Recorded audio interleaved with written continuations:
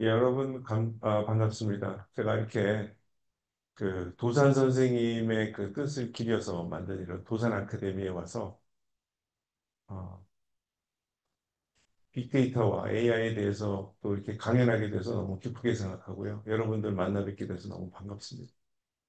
예, 방금 전 안진영 대표께서 문맹, 컴맹, 대맹 얘기를 해주셨고요. 예, 저도 그 말씀에 200% 동감을 합니다. 아마 우리 안창호 선생이 살아계셨을 때는 한국에 우리 한국 사람들의 대다수가 문맹이었던 시절이었고 이제 그런 것들을 보시면서 굉장히 안타까워하고 우리 빨리 문맹을 탈피해서 문명 국가 그리고 발전하는 나라가 되었으면 좋겠다 이런 말씀을 하셨을 거고 생각하셨을 것 같은데요. 저는 지금 2000 지금 25년 이제 26년으로 넘어가고 있는 이제 2029년 하반기에 우리는 문명도 문맹도 다 타파했고 또 컴맹도 굉장히 많이 타파를 했고 그 다음 우리가 또 이제 우리에게 도전으로 다가오는 것이 바로 대맹 또는 저는 요새 애맹이란 말도 하는데요. AI맹. 그래서 이런 새로운 문명의 도구, 세상을 읽는 새로운 어떤 방식, 자, 이것들을 우리가 빨리 습득해서 우리가 또 선두적인 역할을 세계적으로 할 수 있다라고 생각을 합니다. 근데 가만 보면 우리나라는 할 것 같아요. 오픈 AI를 제일 많이 쓰는 나라가 일본이 미국이고요. 2등이 한국입니다. 사실 우리가 뭐 인구라든가 여러 가지 면에서 봤을 때 2등 하다는 건 굉장히 놀라운 일입니다. 그만큼 지금 오픈 AI의 챗GPT 같은 AI 솔루션이 우리 국내에서 돌풍을 일으키고 있습니다. 그래서 우리가 애맹, 대맹을 탈피하는 게 충분히 가능하다. 국민들은 준비가 돼 있다. 자, 그러면 이제 우리 국민들이 탈피할 수 있도록 정부가 아, 여러 가지 정책 면에서 또 학생들 교육하는 데 있어서 할 수 있는 일들이 굉장히 많은, 아무튼 기대가 많이 되는 그런 순간이라고 할 수 있습니다. 자, 오늘 제가 준비한 내용은 바로 이런 빅데이터와 AI를 가지고 요거는 수단입니다. 진짜 중요한 거는 그 밑에 나오는 비즈니스 가치를 만드는 게 중요하고요. 제가 물론 AI를 학생 때부터 전공을 해서 지금까지 공부하고 연구하고 또 학생들 가르치고 있지만 예, 빅데이터 AI는 다시 한번 말씀드리면 수단이에요. 저게 목적이 될 수는 없고 저건 수단이고 저 수단을 어떻게 활용해서 우리의 목적 그리고 비즈니스 가치를 만들어낼까 여기에 대한 말씀을 좀 드리고자 합니다. 자, 빅데이터라는 책을 제가 썼는데요. 세상을 읽는 새로운 언어. 저 표현이 근사하지 않습니까? 제가 썼을 리가 없어요. 저렇게 멋있는 표현은 공대 교수 머릿속에서는 절대로 나올 수가 없어요. 저는 빅데이터 이렇게 제목을 지었더니 출판사 사장님, 인문대를 졸업하신 출판사 사장님이 저렇게 멋있는 이름을 지어주셨습니다. 저게 이제 서가명강이라는 책인데요. 서울대를 가지 않아도 들을 수 있는 명강이라는 이 손이 오글오글거리는 저 제목 시리즈가 있습니다. 그래서 서울대 교수들이 지금 거의 한 30명 정도가 저 시리즈에 이제 책을 썼습니다. 21세기 북스라는 출판사에서 만들었고요. 그래서 제 책이 아마 여섯 번째 책일 겁니다. 그래서 20 몇 권 중에 나름 잘하고 있습니다. 지금 그 판매 부수는 2등입니다. 1등은 나는 아침마다 뭐 시체를 보러 출근한다라는 그 법의학과 교수님이 쓴 책이 1등입니다. 자, 그래서 세상을 읽는 새로운 언어로 우리가 데이터를 본다. 그런 관점에서 본다는 겁니다. 그래서 물론 IT 관점으로 보면 데이터 양이 많고 생성 속도가 빠르고 그다음에 데이터의 형태가 엑셀 같이 그렇게 다 가로 세로 틀이 잡혀 있는 게 아니라 이메일 그다음에 뭐 영상 같은 그런 텍스트나 이미지 파일 같은 것들을 우리가 비정형 데이터라고 합니다. 그래서 이렇게 다양한 유형의 데이터를 우리가 그냥 다 빅데이터라고 부르는데요. 이거는 이제 IT적인 관점인 거고, 우리가 데이터를 비즈니스적인 관점에서 본다는 건 바로 이렇게 봐야 돼요. 데이터가 인사이트로 바뀌어서 밸류를 만들어낸다. 자, 한번 보시겠습니다. 데이터는 누군가가 분석을 해서 이렇게 인사이트를 만듭니다. 여러분, 인사이트라는 저 영어 단어를 보시면 안을 본다 이런 뜻이에요. 인, 사이트죠. 그래서 안을 들여다본다. 여러분은 무엇의 안을 보고 싶으세요? 여러분이 궁금한 그 대상이 뭔가요? 고객을 상대하는 분들은 고객의 마음을 읽고 싶을 거고요. 고객의 마음속에 무슨 일이 벌어지? 저 사람 왜 사나? 이 사람 왜 안 사나? 이런 걸 보고 싶어 할 거고요. 임직원을 또 상대하는 HR에 있는 분들은 우리 회사의 임원과 직원들의 생각은 과연 뭘까? 왜 저렇게 일을 열심히 안 하지? 여기는 어떻게 이렇게 성과가 많이 나오지? 자, 이런 것들을 관심을 가집니다. 그래서 내가 관심 있는 대상에 따라 아무튼 그 대상 안에서 무슨 일이 벌어지는지를 알고 싶어 합니다. 자, 저걸 알아내면 인사이트가 생기면 굉장히 유리합니다. 왜? 이걸 이용해서 어떤 비즈니스 액션을 할 수가 있어요. 여기서 비즈니스 액션은 아, 이래서 안 사는구나 라고 알면 살 수 있도록 제품을 바꾸든가 서비스를 바꿔야 되겠죠. 아, 이렇게 해줬더니 직원들이 굉장히 열심히 일하는구나. 그럼 그렇게 하면 돼요. 근데 어떻게 해야 될지를 모르는 거죠.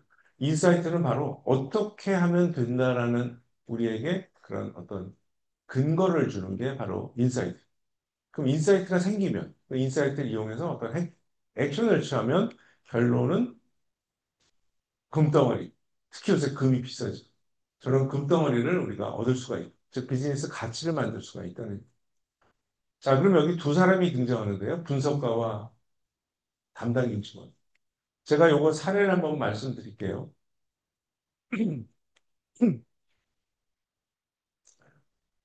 이런 엑스레이 사진이 있는데요. 이 엑스레이 사진을 의사가 보고 골절이라고 얘기합니다. 이 골절이라고 하는 게 바로 인사이트. 여러분 무릎이 아파서 병원에 갔는데 의사한테 그냥 무릎을 이렇게 보여주시면 의사 입장에서는 이 사람 무릎에 피부밖에 안 보이잖아요. 피부밖에 안 보여. 근데 뭐라 그래요? 난 안이 아프다. 속이 아프다는. 그때 활용하는 게 바로 데이터죠. 엑스레이라는 데이터를 이용해서 그 속에서 무슨 일이 벌어지는지를 본 겁니다. 그래서 이 이미지를 판독을 하면 여기에 이렇게 금이 감겨 금을 보고 의사는 안을 보는 거죠. 인사이트. 그래서 아 골절이네. 이게 이제 굉장히 중요한 클루가 되겠지. 그럼 골절이면 그 다음에 이제 의사 입장에서는 뭐 명확해요. 어떤 처방을 내려야 되는지. 뭐 깁스를 해라, 뭐 진통제를 먹어라 라고 하는 거고 그거를 실행하는 건 누구죠? 환자죠. 환자가 실행하면 그 실행을 하고 나면 한 달 후에 이제 무릎이 완쾌가 되고 다시 등산을 갈 수가 있다. 저게 바로 밸류입니다. 환자의 밸류는 뭐예요? 무릎이 안 아파요. 그래서 다시 등산 갈 수 있는 게 밸류. 여기서 결정적으로 중요한 거는 의사가 바로 판독을 해줬다. 즉, 저 이미지 데이터를 읽고, 아까 세상을 읽는 새로운 언어라고 말씀드렸죠. 그 세상을 읽은 거죠. 저 사람의 무릎 안에 있는 세상을 읽은 거예요. 뭐를 통해서? 데이터를 통해서. 국수를 이용해서 셰프가 파스타를 만드는 거, 그리고 만들어진 파스타를 누군가가 먹고, 맛있었어, 배불러, 행복해. 이런 느낌을 갖는 것도 조금 전에 말씀드린 데이터, 인사이트, 밸류입니다. 그래서 데이터가 뭐냐? 그냥 국수 같은 재료예요. 그럼 인사이트는 뭘까요? 이걸 조리해서 파스타를 만드는 거고, 가치, 비즈니스 가치는 바로 이 경우에는 음식점에서 나온 손님이 굉장히 잘 먹었어. 다음에 또 와야지. 이런 생각을 하는 게 바로 그 레스토랑의 가치가 되겠죠. 또는 이 고객의 가치죠. 오늘 내가 잘 먹어서 기분 좋아. 고객의 가치가 돼. 물론 이 인사이트는 데이터에서만 오는 건 아니에요. 제일 많이 오는 거는 사실은 전공 전문 지식, 전문 지식입니다. 그래서 여기 많은 기업에서 오신 분들이 계신데 여러분들 전부 전문 지식을 갖고 계십니다. 제품을 개발하고 생산하는 이런 거 다 전문 지식 없이는 할 수가 없어요. 제가 반도체 장비를 어떻게 만들겠어요? 데이터만 가지고 못 만들죠. 저는 반도체 공정에 대한 전문 지식이 있어야만 장비를 만들 수 있어요. 제품을 만들 수가 있습니다. 그리고 고객에게 물건을 파는 B2C로 파는 분들은 소비자 심리를 알고 있어요. 그런 것들이 다 전문 지식입니다. 그리고 임직원들을 어떻게 모티베이트 시켜야 되는가. 이것도 또 전문 지식이 필요합니다. 그래서 공학 지식이든 경영학 지식이든 인문학적 지식이든 이러한 전문 지식이 바로 인사이트를 만들고 그다음에 수많은 경험, 실제 업무를 해본 경험이 중요하고요. 여기에 이제 데이터가 추가되는 거죠. 데이터만 가지고 하는 게 아니라 데이터가 이러한 인사이트를 만드는 여러 가지 식재료 중에 하나로 들어가는 거죠. 근데 이거의 특징이 세 가지인데요. 첫 번째가 객관적이라는 여기 계신 여러분들 중에 제가 지금 이 방의 온도가 적당하세요? 추우세요? 더우세요? 적당하세요? 손 들어보세요. 그러면 아마 다 손이 올라가실 거예요. 뭐냐면 바로 그런 걸 우리가 주관적이라고 해요. 이 온도를 내가 덥다고 느낀다, 서늘하다고 느낀다, 딱 좋다. 이거 다 주관적인 겁니다. 그런데 여기 온도계가 있고 제가 온도계를 읽어보니까 24.1도예요. 여기 이 방은 24.1도입니다, 여러분. 그러면 거기에 대해서 여러분들이 뭐라고 반박하시는 경우는 없어요. 그런데 여기 추운데? 그러면 이제 우리 뭐라 그래요? 일상에서. 아니 뭐가 추워? 딱 좋은데. 여기 더운데? 막 더운데? 그럼 왜 이렇게 더워해? 딱 좋은데. 주관은요. 반드시 옆 사람이 챌린지를 해요. 왜? 주관은 다 다르니까. 그러나 24.1도라는 거에 대해서는 챌린지하는 사람이 없어. 저 기계가 고장났나? 이제 이거 말고는 사실은 객관은 굉장히 챌린지를 안 당합니다. 객관의 힘입니다. 두 번째는 데이터는 개인적이라는. 왜 우리가 TV를 안 보고 유튜브를 볼까요? 그러니까 TV 방송, 우리 공중파 채널, 그리고 종편 굉장히 많죠. 많은 분들이 TV 좀 볼까 하고는 리모컨으로 막 돌리면 어떻게 돼요? 처음 시작한 채널로 돌아오죠. 볼 게 없네. 그 다음에 유튜브 거예요. 자, 유튜브는 왜 우리에게 매력적일까요? 바로 저에게 특화돼서 그래요. 저 개인화되어 있습니다. 제가 최근 뭐 한 달, 3개월 동안 어떤 콘텐츠를 봤냐를 보고 거기에 맞춰서 다음 콘텐츠를 저한테 추천을 해줘요. 그래서 제가 보면 너무나 보고 싶은 게 많은 거예요. 제가 시간이 없어 못 보지. 와, 이거 다 보고 싶어요. TV 방송국을 보면 어때요? 보고 싶은 게 없어요. 자, 이게 바로 개인화됐느냐 아니면 전 국민을 상대로 획일화되어 있는. TV는 획일적인 미디어이에요. 유튜브는 개인화되어 있어요. 여러분, 획일과 개인화는 비교할 수가 없어요. 이길 수가 없습니다. TV 방송국의 생명은 몇 년 안 남은 거예요. 그거 뭐 한계죠. 왜냐하면 데이터를 수집할 방법이 없죠. TV 방송국. KBS에서 어떻게 우리 개개인의 뭐를 봤는지, 뭐를 좋아하는지를 어떻게 수집하겠습니까? 유튜브만 할 수가 있어요. 이게 바로 데이터의 힘이에요. 데이터가 없으면 획일적으로 할 수밖에 없어요. CCTV 같은 거는 바로 24/7 쉬지 않고 계속 촬영하고 있다는 게 바로 데이터의 강점이 되겠습니다. 자, AI는 또 뭘까요? 자, AI를 정의하면 이렇게 보통 얘기합니다. 업무를 사람 수준으로 하는 그런 컴퓨터다. 근데 저는 여러분께 이 말씀을 드리고 싶어요. 원래, 원래 소프트웨어는 개발자가 만드는 거예요. 지금도 만들고 있고. 그런데 AI는 개발자가 못 만든 거예요. 그러니까 사람이 만들려고 시도를 했습니다. 거의 70년간 시도했어요. 그런데 계속 실패하고 결국은 야, 사람이 만들지는 못하겠구나. 우리 다 포기하자. 그럼 어떻게 하죠?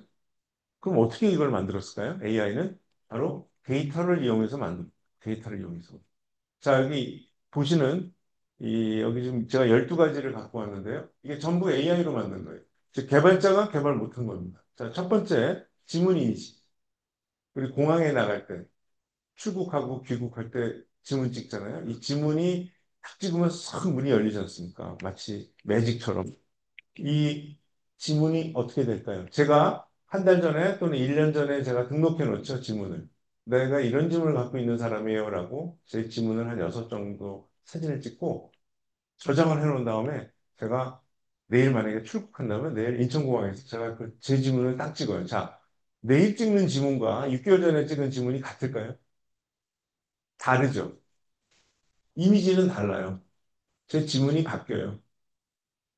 그리고요, 안 바뀌어도 찍을 때마다 이미지는 조금씩 달라집니다. 그래서 똑같을 수가 없어요. 우리가 패스워드는 똑같지만 지문은 계속 달라져요. 그러면 지금 오늘 아침에 찍은 이 지문과 6개월 전에 찍은 지문이 같은 사람 건지를 어떻게 확인할까요?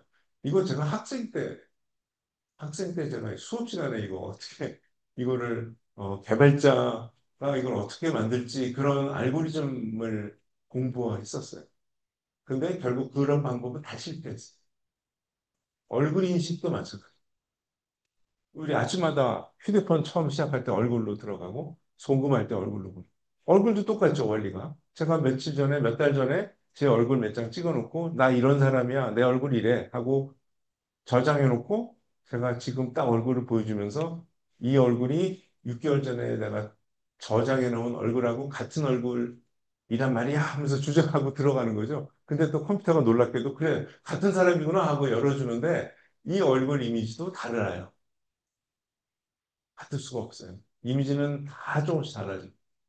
그리고 물론 얼굴도 바뀌어요.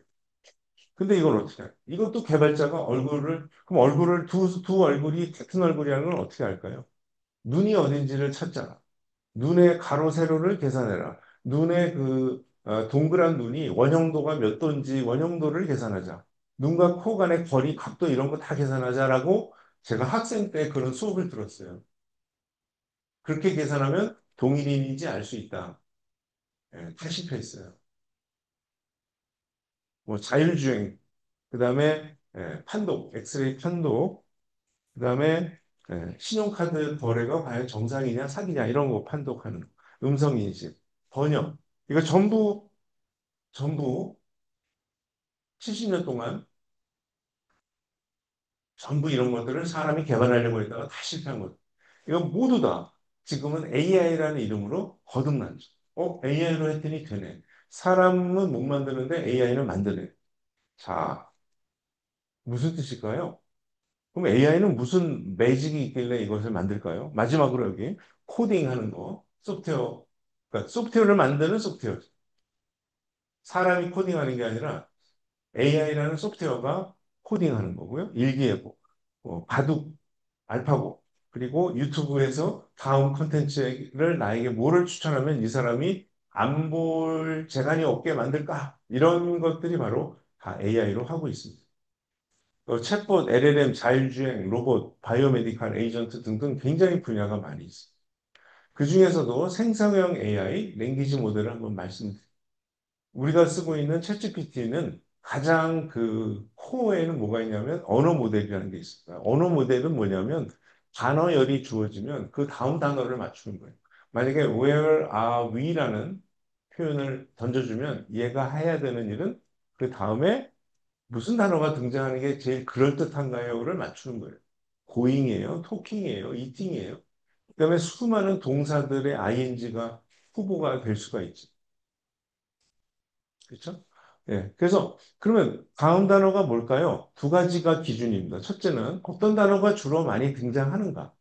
이 세상의 문서를 쭉 보니까 인터넷에 있는 수백억 개의 문서를 다 읽어보니까 웨어라비 다음에는 주로 고잉이 오던데 이런 게 있어요.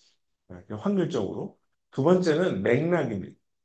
지금 이 질문이 이 화자가 어느 환경이고 무슨 상황에서 where are we라고 얘기하는가.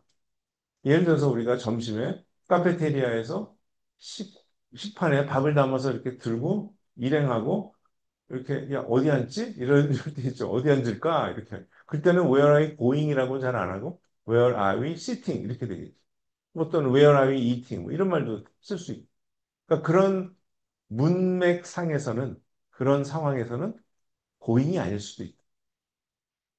그래서 그 두 가지를 고려해서 다음 단어를 맞추는 거. 요게 뭘까요? 이런 것들을 우리가 언어 모델도요. 저거 역사가 수십 년이 됩니다. 제가 학생 때도 배웠어요. 언어 모델. 다음 단어 맞추기. 네. 그런데 이게 이제 최근에 무슨 일이 벌어졌냐면 바로 딥식 같은 이런 거대 언어 모델이 등장. 챗GPT, 클로드, 제미나이, 네. 이런 언어 모델들이 등장했는데 여기는 앞에와 달라진 게 바로 라지, 그러니까 초거대라고 해요. 거대한 언어 모델. 그래서 뭐 얼마나 크냐, 요겁니다. 요것만 보여드릴게요. 우리 GPT 지금 4를 쓰고 있어요.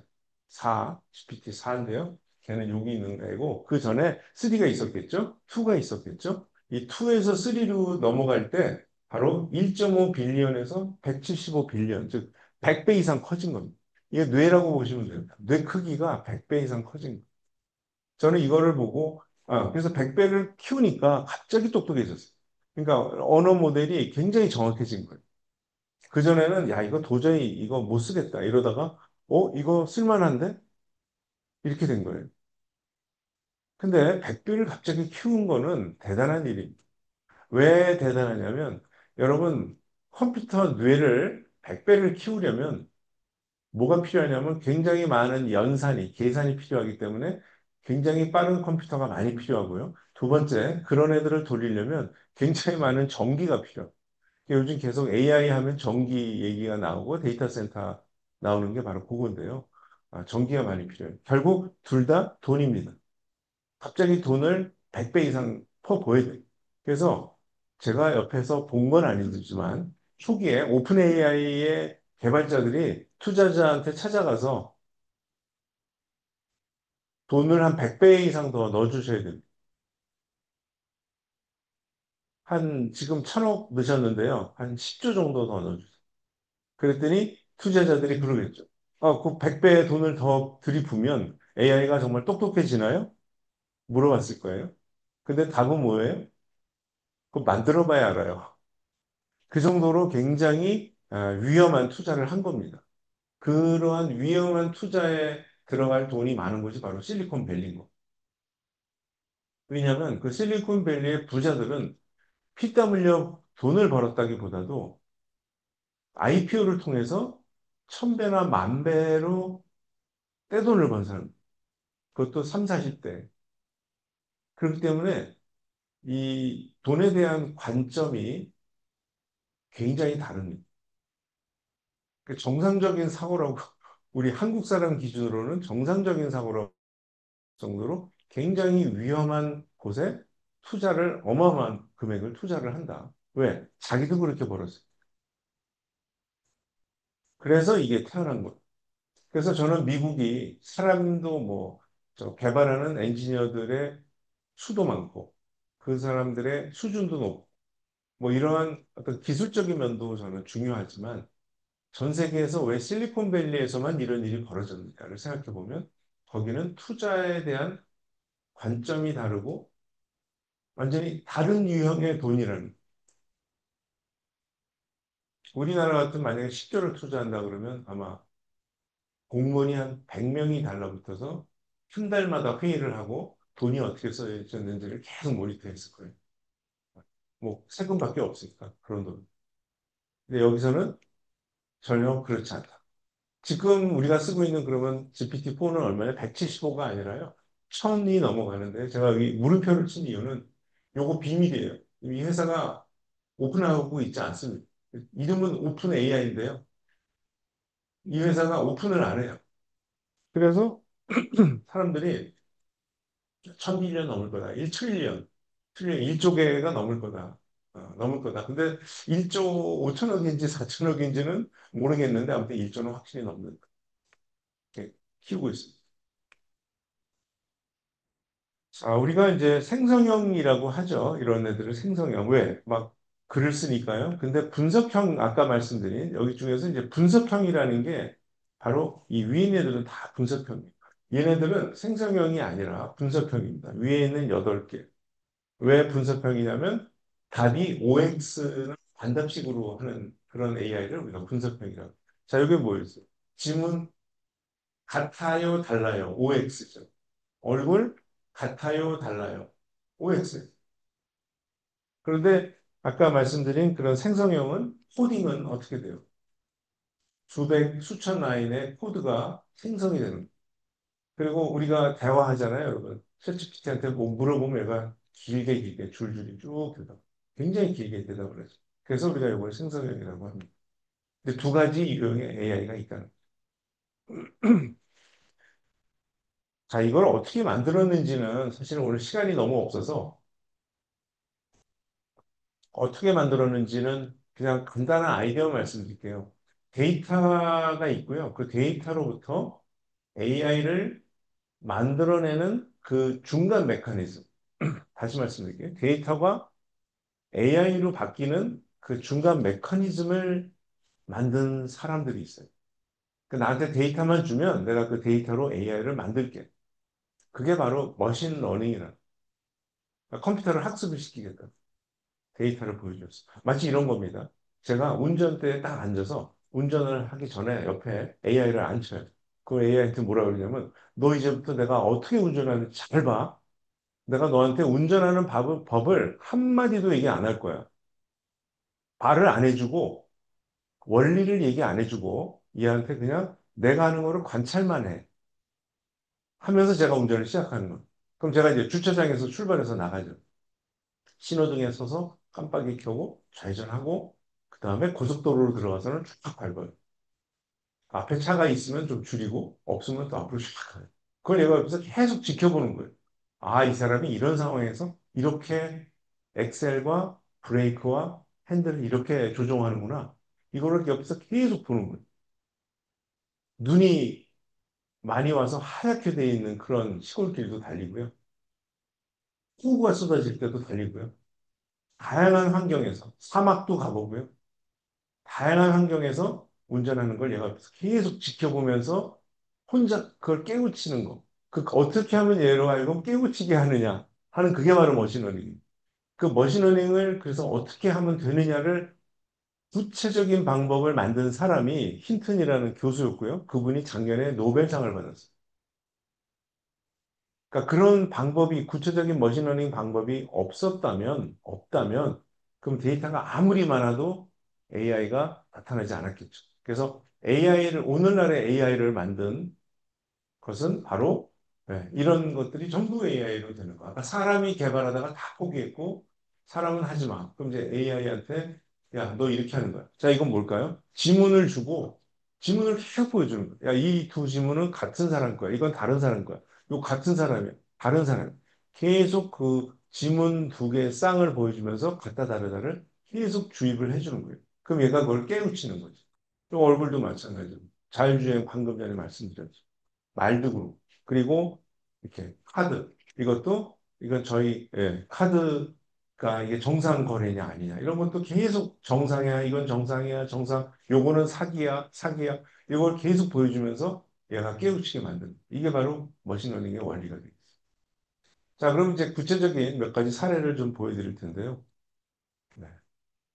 카드 사기랑 또 비슷한 게 보험 사기가 있습니다. 보험 사기. 그러니까 보험 청구서를 보험사에 주겠죠. 이거는 우리가 민간 보험은 뭐 삼성화재, 삼성생명 뭐 이런 보험사에 청구를 개인이 하는데 내용이 좀 이상한 거예요. 병원에 안 갔는데 갔다고 뭐 가짜로 쓴다는 거. 뭐 10만 원 썼는데 자기 30만 원 썼다고 하는. 이제 이렇게 되면 이거를 AI가 읽고 이게 정상이냐 비정상이냐를 보는 거죠. 판독을 합니다. 이거를 AI로 하고 있어요. 여러분, 보험사가, 대한민국에서 제일 큰 보험사가 삼성화재가 아닙니다. 어디죠? 국민건강보험공단이 제일 큰 보험사예요. 거기가 제일 큰데요. 그러면 거기는 누가 청구하죠? 병원과 의원이 청구를 합니다. 홍길동이라는 환자가 와서 이 사람이 기침을 심하게 해서 우리가 엑스레이 찍고 뭐 찍고 뭐 찍고 해서 30만 원 정도 청구를 합니다. 이렇게 보낸. 여기도 똑같은 문제가 있어요. 이거 부풀려서 하는 데가 있고 완전 범죄까지는 아니더라도 부풀려서 하는. 아니, 이 사람이 기침했다는데, 기침이 심했다는데, 왜 위 내시경을 했을까? 이게 이상하지 않아요? 우리가 봐도 상식적으로. 자, 그러면 이런 것들을 사람이 다 판독을 하느냐. 물량이 너무 많아서 사람이 못합니다. 그래서 이거를 AI로 해요. AI가 청구서를 다 읽고, 이거 좀 이상한데요? 이건 뭐 정상인 것 같네요. 이거 점수를 매깁니다. 네. 저희 연구센터에서 바로 건강보험공단 심사평가원에서 쓰는 AI를 저희가 개발했어요. 그래서 지금 거기서 돌아가고 있어요. 그래서 수상하다, 수상하다, 수상하다 계속 나오잖아요. 그럼 그 병원에 실사를 가요. 실사를 가요.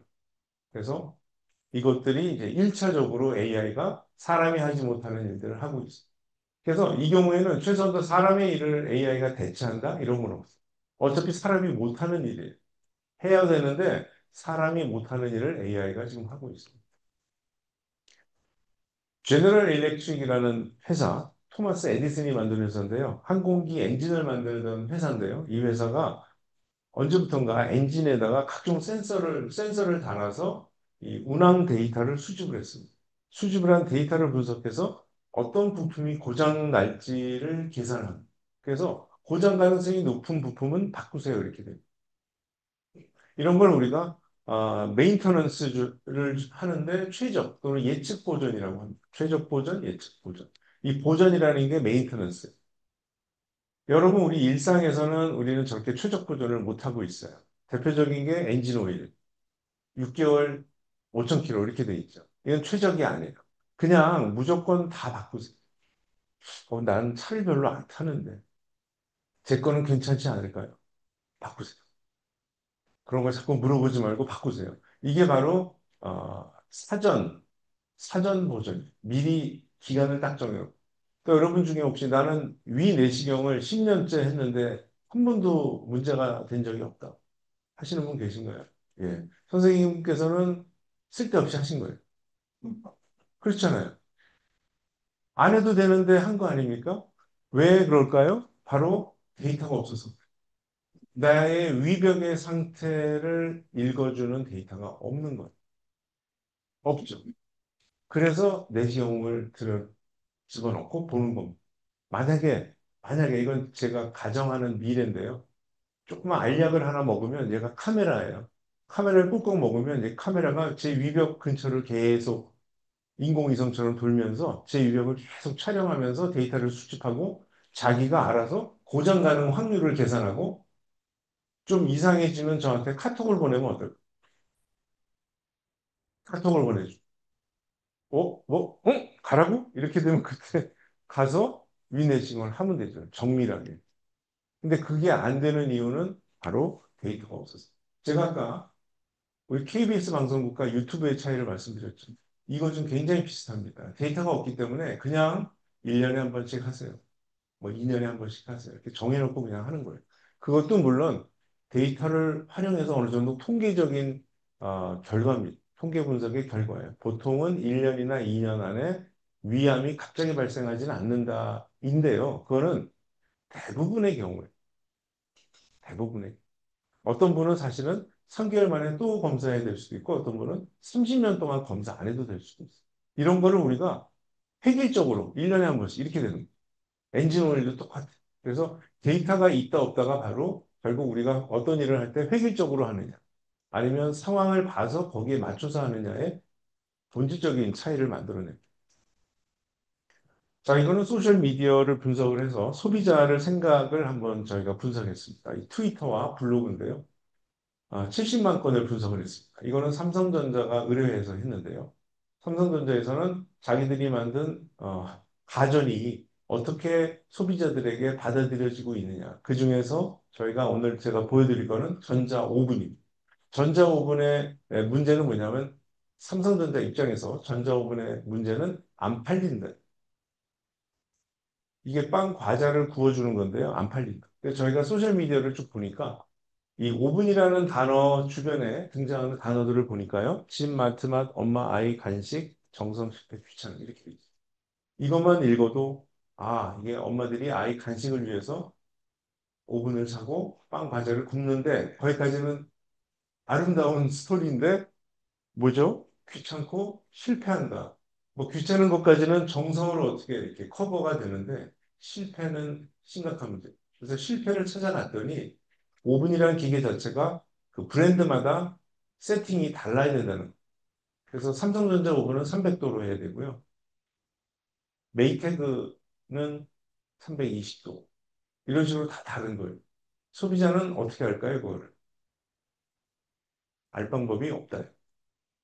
그 삼성전자의 공식 입장은 뭐냐면 그건 소비자들이 300도도 해보고 320도도 해보고 340도도 해보고 수많은 시행착오를 겪어보고 최적의 조합을 소비자 스스로 찾으세요. 이게 삼성전자의 공식 입장이에요.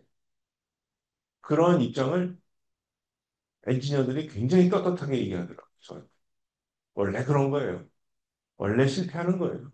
자, 그런데 실패를 몇 번 맛보면 안 사죠. 안 쓰게 되고 저런 문제가 안 팔리는 문제가 생겨요.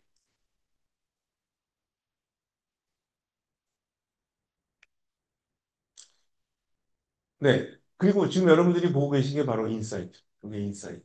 아까 제가 말씀드린 인사이트. 그러니까 70만 건의 소셜미디어를 이렇게 요약한 거예요. 요약. 이게 인사이트. 여러분, 객관적이라고 제가 말씀드렸죠, 데이터. 70만 명이 글을 쓰면 이건 객관화가 됩니다. 그래서 한 사람 한 사람은 주관적으로 썼을지 몰라도 이 70만 명을 모아놓으면 객관화가 됩니다. 그래서 주관의 객관화, 이런 말입니다. 데이터 분석은 주관을 객관화. 수많은 사람들 걸 모으니까. 여러분, 만약에 똑같은 이런 장표를 어떤 한 개인이 삼성전자의 굉장히 똑똑한 어떤 김 과장이 이거를 만들었다고 생각해요. 이거 만들었어요. 김 과장은 본인의 경험, 그리고 배우자, 그리고 자기 친구 두 명의 경험을 쫙 이렇게 정리했어요. 이걸 들고 상무님을 찾아가서, 팀장님을 찾아가서 이러이러해서 안 될 것 같아. 안 되는 것 같아. 안 팔리는 것 같아. 그러면 상무님이 뭐라 그럴까요? 1번, 넌 천재다. 2번, 그건 네 생각이. 보통 2번이라고 대답을 하죠. 왜냐하면 성모님은 집에서 실패를 별로 안 했거든. 그게 바로 나의 경험, 너의 경험, 두 사람의 경험이 다를 수밖에 없고, 그럴 때 그 너의 주관은 나의 주관하고 맞지 않으면 대부분의 경우 내가 맞다고 생각해. 그러면 두 개의 주관이 붙었을 때 누가 이기죠? 1번, 나이 많은 사람. 2번, 경험이 많은 사람. 3번, 게다가 직급도 높아요. 그럼 이거는 100대 0이에요. 젊고 경험 없고 직급이 낮은 사람이 이길 방법이 없어. 왜? 주관인. 아, 뭐, 김 과장, 뭐, 마케팅 몇 년 해봤어? 뭐, 이렇게 말하잖아. 10년, 10년? 뭐, 이러거든. 내가 지금 35년 차야. 뭐, 이렇게 하면 더 이상 대화가 안 됩니다. 이거는 어때요? 근데 만약에, 아, 성모님, 제가 이거 한 게 아니라요. 70만 명 거를 제가 분석을 했습니다. 라고 얘기하면 어떡해? 거참 이상하네. 그렇게. 이럴 리가 없는데. 그러나 반박을 못해. 왜 그렇죠? 70만 명을 저항한다는 거는 이건 말이 안 돼. 사장님도 저항을 못해. 실제로 삼성전자 가전의 사장님께서 비슷한 일을 하셨는데 여러분 1인용 세탁기 아세요? 아기들 용으로 엄마들이 많이 사요. 아기 엄마들이 사서 아기 옷만 빨아요. 그게 이제 잘 팔렸어요. 그때는 이제 사장님 기분이 좋아가지고 어떤 얘기를 하셨냐면 야 요즘 1인 가구가 많다더라. 1인 가구를 상대로 집중적으로 우리가 캠페인을 하자. 굉장히 상식적이고 훌륭한 생각 아니세요? 그런데 용감한 전문의께서 아유 사장님 저에게 3주의 시간만 주세요. 3주 후에 한번 최종 의사결정을 하기로 했어요. 그리고는 바로 이런 분석을 하신 거예요. 그러니까 분석을 하는 업체에다가 이제 이걸 분석을 시켰어요. 1인 가구의 빨래 패턴을 한번 우리가 소셜미디어에서 들여다보죠. 했더니 놀라운 패턴이 나온 거예요. 그게 뭐냐면 여러분 4인 가족은 일주일에 한 번씩 빨래하죠. 보통. 1인 가구는 얼마나 자주 하는지 아세요? 4주에 한 번씩. 계산이 되시나요? 4 곱하기 1, 1 곱하기 4. 어떤 숫자예요? 둘 다 4예요. 자, 그 얘기 뭐냐면 1인 가구도 큰 세탁기가 필요하다. 1인 가구 1인용 세탁기? 아유, 난 됐어요. 저거 조그만 거 갖다 놓으면 내가 매주 빨아야 되게? 난 4주에 한 번씩 빨겠다. 자, 이게 바로 우리가 얘기하는, 야, 너 왜 이렇게 상식이 없냐? 이 상식이, 그거는 그 사람에게 상식인 거예요. 그래서 이제는 우리가 상식에 의존하지 말고 실제 데이터를 보고 실제 무슨 일이 벌어져 있는지를 이해할 수 있는 세상이라는 거예요. 소셜미디어가 없던 시절에는 어떻게 삼성전자 사장님이 전무님이 1인 가구가 얼마나 자주 빨래하는지를 알겠습니까?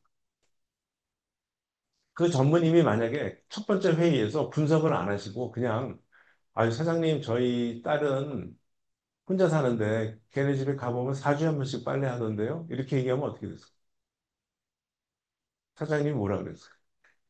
아유 그 따님 교육 좀 잘 시키세요 라고 하지 않았겠어요? 그러니까 이게 나의 경험을 얘기하고 내 생각이 이렇다라고 하는 거는 특히 윗사람에게 윗분에게 얘기할 때는 뭐 거의 그거는 성공 확률이 희박하다. 유일한 방법은 데이터에 힘을 빌리고 70만 명의 힘을 등에 업고 사장님 제가 아는 게 뭐가 있겠습니까? 한번 이렇게 하면서 시작하는 거예요. 그러나 70만 명의 소비자들은 이런 행태를 보입니다. 이건 굉장히 강력한 그러니까 객관의 그 힘입니다. 데이터의 힘이 바로 적힙니다. 이거는 주관이냐 객관이냐 또 하나인데요. 과거 흥행 데이터를 이용해서 영화 관객 수를 예측하는 거예요. 여러분 쇼박스라는 회사 들어보셨나요? 거기가 배급사예요. 영화 배급사의 일은 뭐냐면 이미 만들어진 영화 또는 만들고 있는 영화를 사요. 10억에 삽니다. 그리고는 영화관에 이거는 11월 15일 날 개봉할 거야 해서 롯데 CGV 뭐 메가박스에다가 쫙 푸는 거. 그거 하는 회사가 바로 배급사예요. 자, 그럼 배급사가 제일 중요한 건 뭘까요? 10억에 사서 영화를 착 상영을 해서 최소한 11억, 12억은 벌어야겠죠. 우리 입장료로. 그래야 이제 돈이 남는 거고요. 10억에 산 영화를 했는데 9억을 밖에 못 벌었다. 이건 정말 그 그대로 1억이 손실이 나는. 그래서 이분들이 하는 일은 물론 영화를 처음에 잘 고르는 것도 중요하지만 두 번째는 이게 영화가요. 이게 기록 경기가 아닙니다. 이게 상대방이 있는 경기예요. 그러니까 뭐 축구 같은 거예요. 그러니까 내가 아무리 잘해도 상대방이 더 잘하면 난 지는 거고 내가 잘 못해도 더 못하면 제가 이길 수 있어요. 영화는 그 개봉할 때 동시에 개봉하는 영화들이 있어요. 그럼 11월 15일 날 과연 내가 이 영화를 낼 때 다른 배급사에서는 어떤 영화를 낼까? 그게 두 달 전에 대진이 딱 결정이 돼요. 그럼 두 달 전에 보면 얘네들하고 우리가 내가 붙는구나. 그럼 걔네들하고 내가 지금 이 영화하고 이 영화의 퀄리티도 중요하지만 저 영화가 어떤 영화냐가 또 굉장히 중요합니다. 그래서 그 정도 되면 이제 예측이 되는 거예요. 예측. 어떻게 예측하는 줄 아세요? 팀장님하고 과장님, 대리 세 분이 모여서 서로의 얼굴을 뚫어져라 쳐다보면서 각자의 숫자를 얘기하는.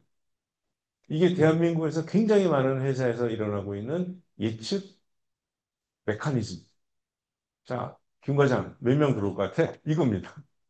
팀장님이 물어보고 김 과장이 10만 명, 박 대리 9만이요. 내 생각에는 8만 정도 올 것 같은데. 자, 그러면 뭐가 나왔어요? 10만, 9만, 8만 나왔죠. 그럼 세 숫자를 더합니다. 그리고 3으로 나옵니다. 그리고는 임원회의에 보고합니다. 저희 실무팀의 추정치는 9만 명입니다. 그러면 저 사장님과 부사장님 전무님이 또 한 번 그 라운드를 한다고. 그리고는 최종적으로 우리는 9만 명을 우리 회사의 공식 예측치로 한다. 자, 그럼 9만 명이면 큰일 나는 거죠. 10만 명이 들어와야 브레이크 이븐인데. 그러면 이제 영업 마케팅 이제 예산을 거기다 태우고 마케팅을 시작하는. 그럼 이제 1만 명 차이가 나니까 이제 그 정도에 해당하는 영업 마케팅 비용을 넣겠죠. 만약에 5만 명 차이가 난다면 더 많이 넣는. 만약에 플러스가 될 것 같다. 그러면 거의 안 할 수도 있어요. 왜냐하면 영업 마케팅 예산도 1년치가 딱 미리 결정이 돼 있기 때문에 예산을 어떻게 분배해서 쓸 거냐가 굉장히 중요한 의사결정이 그거를 하기 위해서 첫 주말 관객수, 주말 관객수는 굉장히 중요한 예측이 돼야 돼요. 이게 전형적인 주관과 감과 경험에 기반한 의사결정. 그런데 그 팀장님은 괴롭다, 자기. 김 과장이 좀 잘 맞추는데, 김 과장이 틀렸을 때 난 어떻게 해야 되나? 야단을 쳐야 되나? 그리고 아니면 달래야 되나? 그럼 김 과장 보고 왜 틀렸냐 그러면 김 과장도 대답을 못한다. 왜 틀렸다? 자, 이게 이제 딜레마인 거죠. 그래서 저걸 AI로 만들죠. 과거에 개봉한 영화가 있고 그 영화의 특징이 있고 그 영화가 대결을 했던 다른 영화가 전부 데이터가 있어요. 데이터가 다 있습니다. 그래서 이 데이터를 이용해서 AI를 만들어 보자 해서 첫 주말 관객수를 예측하는 AI를 만들었고 AI는 사람보다 정확하고 그 다음에 왜 틀렸는지도 얘기를 해줘요. 왜 틀렸는지. 틀렸으면 왜 틀렸는지. 아마존, 넷플릭스, 유튜브 다 마찬가지죠. 과거 데이터를 이용해서 나에게 구매 추천도 해주고요. 영화도 추천해주고. 그래서 우리가 여기에 한번 들어가면 빠져나올 수가 없어. 내 마음을 너무나 잘 안다. 잘 읽는다. 또 요즘은 콜센터에 여러분들이 전화했을 때 녹취를 하죠. 녹취. 그래서 다 녹취합니다. 그래서 이 녹취한 텍스트를 분석을 해서 이 사람이 민원을 낼지 안 낼지를 예측을 해요. 이거는 이제 국내 현대카드와 캐피탈을 제가 자문했을 때 이런 것들을 했는데요. 민원 접수 가능성이 높은 그 표현이 있어요. 표현. 그 여러분이 콜센터 전화해서 소리 지르는 게 하나도 도움이 안 돼요. 소리 지르지 마시고요. 욕설하면 그냥 끊기고 그런 거 하지 마세요. 그냥 제가 오늘 알려드리는 그 단어만 얘기를 하시면 그쪽 회사에서 빨간불이 켜져요. 오, 큰일 났다. 이 사람 뭐야? 선수가 등장했네. 이 사람 민원 늘 것 같아. 딱 빨간불 켜집니다. 그러면 어떻게 해요? 팀장이 전화해서 여러분의 소원을 수리해드려요. 자, 제가 키워드를 알려드릴게요. 키워드는 5글자입니다. 5글자. 자, 따라해보세요. 금감원, 민원, 그걸로 끝입니다. 그냥 또박또박 얘기하세요. 혹시라도 이 음성을 텍스트로 바꿔주는 그 AI가 뭐 100%가 아니잖아요. 그러니까 천천히, 천천히. 금감원, 민원, 넣어야겠네요. 그리고 끊으세요. 그러면 전화 옵니다.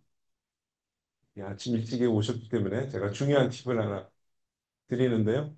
물론 이제 저 회사에서 그것만 보는 게 아니라 여러분의 직업도 봐요. 직업. 특히 여러분 중에 금융계 종사하시는 분이면 굉장히 빨간불이 올라요. 왜냐하면 이 민원 넣는 사람들이 다 금융계 사람. 여러분 일단 모르시잖아요. 이런 세상이 있다는. 거. 금융계가 이제 자기들이 항상 당하니까 어, 잘 알아요. 이거 금감원에 민원 넣으면 큰일 난다. 자, 제록스라는 그 미국의 프린터 회사는요. 여기도 콜센터인데 이건 콜센터에서 그 상담원들이 조기 퇴사를 많이 한대요. 조기 퇴사. 그런데 이 회사 입장에서는 굉장히 이게 괴로운 게 신입을 뽑아서 한 달간 5천 달러 들여서 교육을 시키는데 현업에 배치하면 뭐 한 달, 2달 안에 다 막 조기 퇴사. 그럼 어떻게 돼요? 사람을 새로 뽑아야죠. 또 훈련시켜야죠. 그러니까 돈이 굉장히 많이 들어. 그래서 이거를 막기 위해서 어떤 방법이 있어요? 이 회사가 고안한 방법은 면접할 때 조기 퇴사할 건지 물어보기로 했어요. 근데 아무도 조기 퇴사한다는 사람이 없는 거예요. 다 자기는 정말 오래 다닐 거다. 이렇게 좋은 회사가 어디 있냐. 막 이러면서 한 달 안에 다 나갔. 야, 얘들 말 못 믿겠다. 그래서 그럼 데이터로 예측을 하자. 성격 검사를 하기죠. 성격. 그 성격 검사를 해서 이력서하고 같이 요거를 분석을 했대요. 그랬더니 조기 퇴사하는 사람들의 특징이 딱 나온 거예요. 이런 사람들이 조기 퇴사하네. 바로 이겁니다. 집이 멀거나 교통수단이 애매하거나 외톨이거나 과도하게 소셜 네트워크를 많이 하고, 이 극단적인 사람. 그 다음에 이제 성격이 나옵니다. 요, 궁금한 거 많은 사람. 요 성격 유형 중에요. 인퀴지티브 타입이라고 아주 유명한. 혹시 여러분 주변에도 주변에 있는 모든 일을 다 알아야 되는 분들이 있죠. 아, 그래서 어떻게 되는 건데? 왜 그런가요, 저 사람? 막 상관도 없는데 막 궁금한 게 많은 분들. 그리고 공감을 너무 잘하거나 창의력이 부족한 사람. 이렇게 성격 유형 세 가지가 나왔어요. 자, 여러분 이게 인과관계인가요? 상관관계인가요? 저게 원인일까요? 아니면 그냥 조기 퇴사라는 일과 저런 일들이 그냥 같이 일어나는 걸까요? 빅데이터든 AI든 우리가 데이터 기반으로 찾는 모든 거는요, 인과관계라는 증거는 없어요. 데이터로 찾는 건 100% 상관관계입니다. 자, 그런데 그 중에 어떤 거는 인과관계가 있는 거죠. 근데 어떤 건 인과관계고 어떤 건 인과관계 아니냐. 요거는 케이스 바이 케이스고, 그런데 더 깊은 뭐 심리학자나 이런 사람들, 이 경우에 심리학자 같은 사람들을 모셔다가 더 분석을 해봐야 돼요. 궁금한 게 많은 게 도대체 왜 조기 퇴사랑 연결이, 이 원인으로 작용한 건가? 밤에 퇴근해서 밤에 이제 자려고 딱 누웠는데 그때 오후 3시경에 전화하는 사람이 왜 막 욕을 했을까? 막 궁금해요. 얼마나 괴롭겠어. 그리고 저 창의력이 부족한 거는 왜, 뭐, 안 좋은 일이 있을 때 창의적인 사람은 이렇게 한대요. 다 남 탓을 한다. 창의적으로. 내가 뭐 잘못한 게 있을까? 저 이상한 사람이야. 우리, 우리 보스도 좀 이상한 사람이고, 쟤도 이상하고, 다 이상해. 나만 정상이지. 이렇게 창의적으로 세상을 해석해야만 굉장히 편안하다고 하고요. 실제로 이거 제가 정신과 의사한테 들은 얘기인데요. 남 탓을 해야 건강하답니다. 혹시 카톨릭이신 분들은 내 탓이요 하지 마시고요. 남 탓이요 하시면 굉장히 정신 건강에 좋다는 얘기를 들었습니다. 여기서도 창의력이 부족해서 막 어떤 안 좋은 일을 다 내 탓이오라고 해석을 해서 버티기 힘든 거 아닌가라고 저는 생각할 뿐이지, 이 데이터 분석 결과를 가지고 제가 이게 인과관계다라고 주장할 만한 어떠한 근거도 없다. 예. 이 모든 데이터 분석이 마찬가지. 근데 우리가 이제 데이터 분석을 하면 우리 사람이기 때문에 사람은 무조건 이거를 인과관계처럼 보고 싶어 해요. 저도 막 너무 인과관계인 것 같은, 같이 해석하려는 저 자신을 보고, 야, 그러지 마, 그러지 마. 이건 그냥 단지 상관관계이고, 인과관계를 증명하려면 훨씬 더 어렵고 복잡한 절차를 거쳐야 돼. 라고 저 스스로에게 얘기를 하지만, 저도 자꾸 본능적으로 이게 인과관계 아닌가? 이런 생각을 자꾸 하게 됩니다. 자, 이 추진을 하려면 이 네 단계가 필요합니다. 이제 첫 번째가 바로 기획인데요. AI 기획이 제일 중요합니다. 기획이라는 건 뭘까요? 아까 레스토랑에서 파스타를 먹었는데 왜 셰프는 파스타를 만들었을까요? 바로 누군가가 파스타를 주문했기 때문에. 그래서 이 레스토랑에서 파스타를 고르는 거, 저게 바로 기획입니다. 그래서 고른다는 거는 우리가 메뉴를 이렇게 읽으면서 여러분 메뉴를 읽으면서 뭘 생각하세요? 이거 맛있을까? 내가 지금 요거 먹는 게 나한테 득이 되나? 또 가격은 어떤가? 이런 거 생각하잖아요. 그게 바로 가치예요. 내가 어느 정도 투자를 해서 어느 정도의 밸류를 얻을까? 그거를 끊임없이 생각하면서 우리는 메뉴를 고릅니다. 그래서 파스타가 나옵니다. 토마토 파스타. 요걸 먹어요. 자, 그래서 우리가 AI를 이용해서 또는 빅데이터를 이용해서 기업에서 어떤 밸류를 만들려면 내가 계속 나의 밸류가 뭐지? 이거를 계속 생각하면서 이 밸류에 걸맞는 인사이트가 뭘까를 생각하는 과정. 그게 바로 기획입니다. 아까 그 엑스레이 무릎 아파서 병원 가신 분의 그 기획은 뭘까요? 그건 아침에 일어나서 무릎이 아프니까 정형외과를 찾아가는. 길만 건너면 치과가 있고요. 그 옆에 피부과 있고 이비인후과 있는데 제가 다 피해서 굳이 정형외과까지 간 거예요. 왜 그렇죠? 저는 지식이 있는 거예요. 자, 보세요. 의료 지식까지는 아니지만 의료 상식이 있어요, 우리는. 그래서 무릎이 아프면 무릎의 이 바깥쪽이 아프면 피부 쪽이 아프면 피부과를 가. 무릎의 안쪽이 아프면 이건 정형외과 가야 된다는 건 우리가 알고. 그러나 우리는 의사가 아니기 때문에 그 이상은 몰라요. 왜 아픈지 모르니까 가는데 그 정도는 안 돼. 이게 바로 기획력이에요. 기획을 하는데 필수적인 최소의 지식입니다.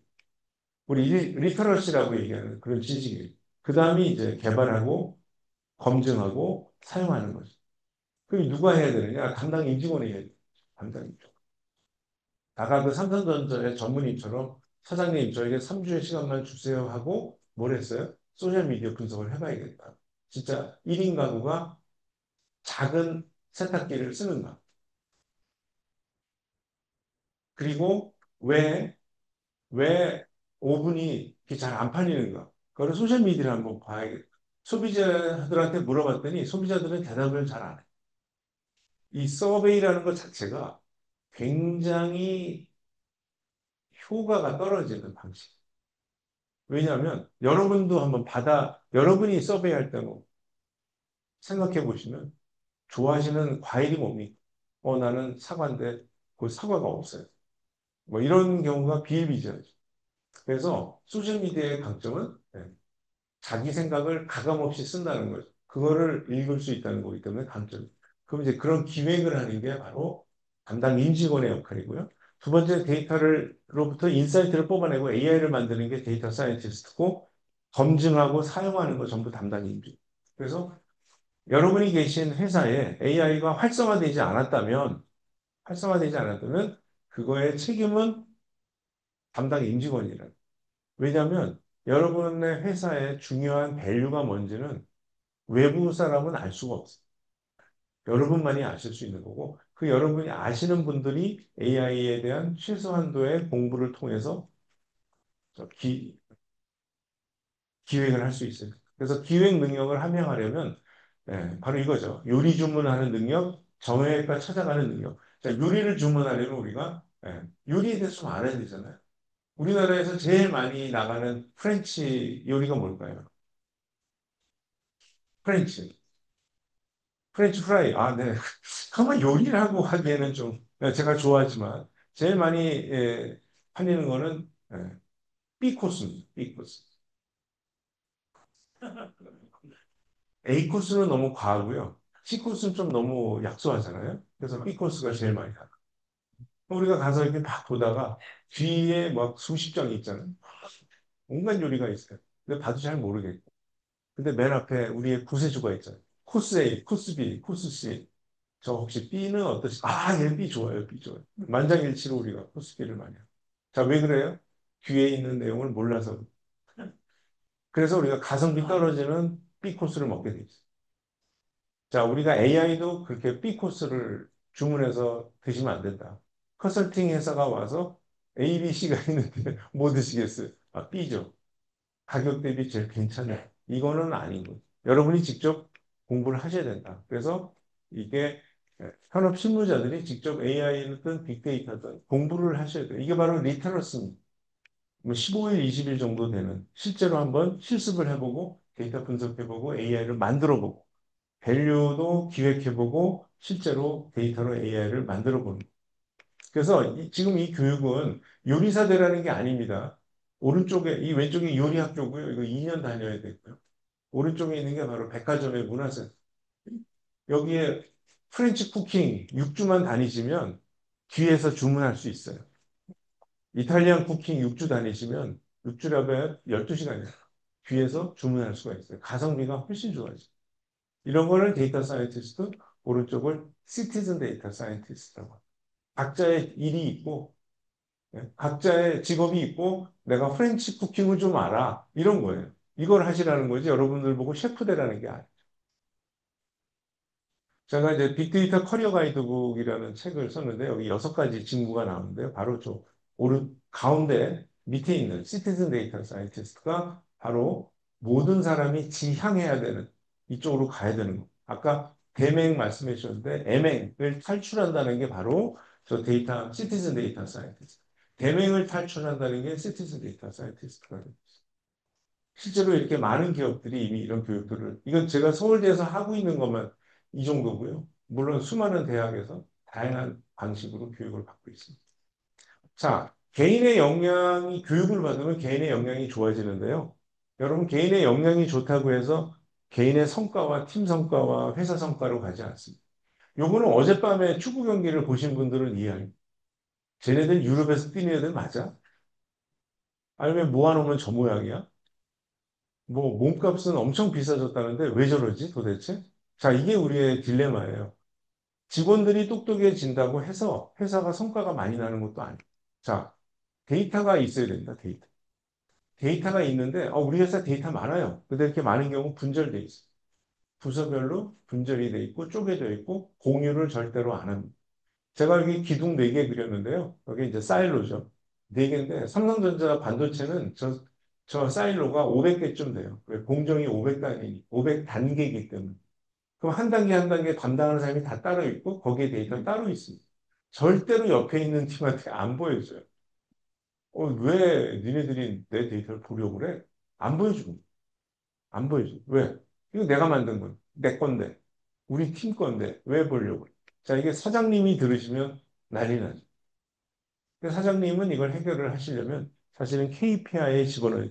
KPI. 우리 뭐 축구 경기처럼 골 넣는 선수 1점. 그다음에 골 넣을 수 있게 도와주는 도움, 어시스트. 요것도 1점. 이 정도로 해줘야만 KPI가 바뀌어야만 데이터를 확보할 수 있습니다. 코딩 극복, 코딩을 해야 됐어요. 근데 최근에는 챗GPT로 코딩 안 해도 됩니다. 이게 챗GPT인데요. 이게 이제 가성비 차트인데 시간상 빨리 진행하겠습니다. 이쪽에 툴의 난이도인데요. 난이도. 저 오른쪽으로 가서 어려운데 챗GPT는 굉장히 쉬우면서도 분석 수준이 굉장히 높다. 그러니까 얘가 완전히 가성비를 깨는 그런 정말 파괴자입니다. 파괴자. 그러니까 이제는 통계 분석도 그냥 잘 몰라도 일반인도 챗GPT한테 데이터 던져주고 나 이런 걸 알고 싶어. 그럼 자기가 알아서 해야 될 분석 방법을 자기가 찾아서 분석을 해줍니다. 이 정도로 됐고요. 마지막으로 이제 이건 너무 객관적인 의사결정. 아까 제가 말씀드렸죠. 영화 관객 수혜책 이런 주관의 끝판왕이었는데 이런 것들을 우리가 AI를 이용해서 할 수 있고요. 또 여러분 요새 조선이 잘 나간다 그러는데 조선소도요. 여기도 또 주관의 끝판왕이에요. 선박을 수주를 하려면 비딩을 해야 돼. 입찰을 넣을 때 선주한테 이렇게 얘기해요. 저희는 대우조선해양이고요. 저희가 이런 배 많이 만들어 봤고요. 이거 36개월이면 만들 수 있고요. 기간은 3,600억이에요. 금액은 3,600억이에요. 이렇게 비딩을 집어넣으면 선주가 여러 곳에서 오는 비드를 보고 골라요. 자, 그때 36개월이라고 제가 얘기를 했으면 36개월 안에 만들어야 됩니다. 하루라도 늦어지면 금융비용을 몇 억씩 내요. 그러니까 이거 예측이 굉장히 중요해요. 그러니까 이건 내부 실무자들이 모여앉아가지고 야, 이 배 이렇게 생긴 배 우리가 36개월에 만든다고 비딩을 해도 돼? 아니 37개월로 할까? 35개월을 할 수 있어. 이거를 해야 되는데 이거 어떻게 한다고요? 또 팀장, 과장, 대리 셋이 모여서 합니다. 김 과장 몇 달? 36개월인 것 같은데. 박 대리는 저 37개월일 것 같아요. 아까 영화랑 똑같아요. 이것도 사실은 데이터를 이용해서 AI로 만들어줄 수가 있어요. 실제로 저희가 만들었어요. 그래서 담당자들의 기억과 감으로 주관적으로 예측하지 말고 객관적으로 예측하죠. 조기 퇴사자 예측도 마찬가지입니다. 그래서 이런 걸 하려면 또 리더들에게, 임원들에게 또 이런 데이터 교육이 필요합니다. 요건 한 이틀 정도면 돼요.